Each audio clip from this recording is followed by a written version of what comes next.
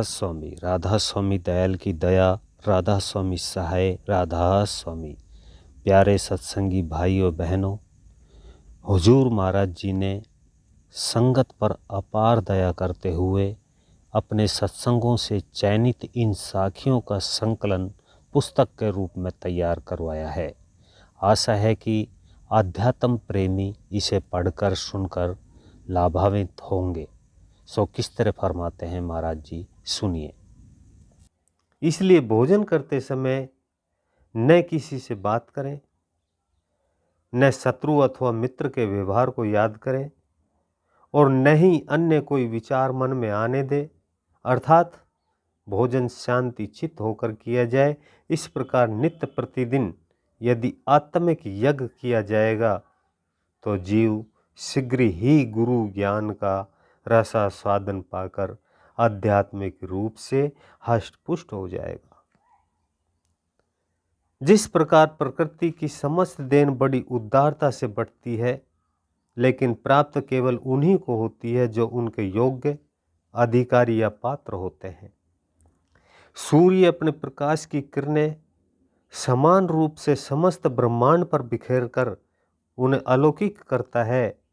वह ये भेदभाव नहीं करता कि ये पापी का घर है, इसलिए इसे अंधकार में रखूं, और ये सज्जन पुरुष का घर है, इसलिए अपनी रोशनी से जगमगा दूं।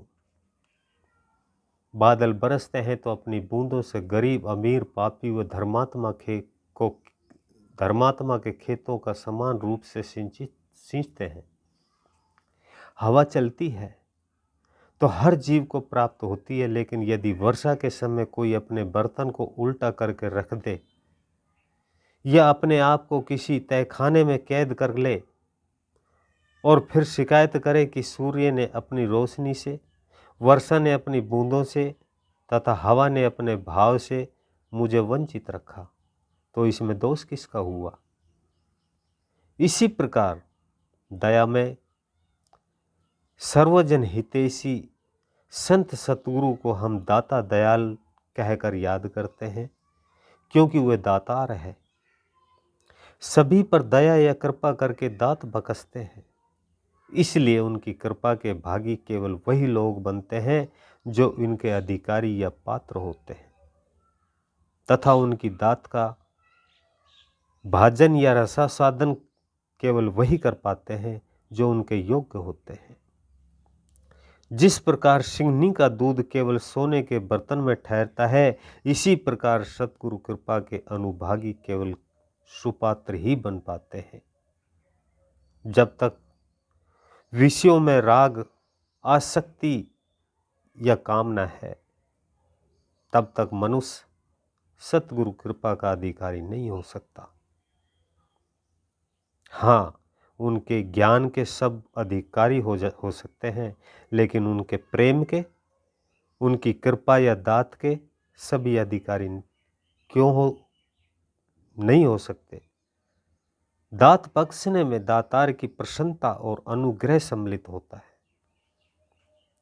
भिक्षुक याचना कर सकता है, लेकिन दात तो दाता की प्रसन्नता से ही प्राप्त होती है। इसलिए केवल शिष्य बनने से इतना लाभ नहीं होता जितना कि सुपात्र बनने से होता है। संतों की कृपा कब होती है? जब हम उनकी मौज के अनुकूल बन जाते हैं। उनके द्वारा प्रतिपादित नियम व सिद्धांतों का पालन करते हुए उनके वचनों के अनुसार यदि हम अपना जीवन बनाते हैं तो उनकी कृपा के भागी बन जाते हैं। जिस प्रकार बछड़ा भूखा होने पर जब अपनी माँ का दूध पीने लगता है तो गाय का सारा दूध उनके थनों में उतर आता है, इसी प्रकार जब कोई श्रद्धा प्रेम पूर्वक उत्कंठित होकर, सच्चा जिज्ञासु होकर, बुद्धिमानी या अहम भाव को त्याग कर संतों के पास जाता है तो प्रसन्न या दृढ़ होकर उनका समस्त ज्ञान, उनकी विशेष कृपा उनके रोम रोम से टपकने लगती है। आज संसार में नास्तिकता फैल रही है, जबकि आज संसार में गुरुओं की कमी नहीं है और शिष्यों से भी कहीं अधिक तादाद गुरुओं की नजर आती है।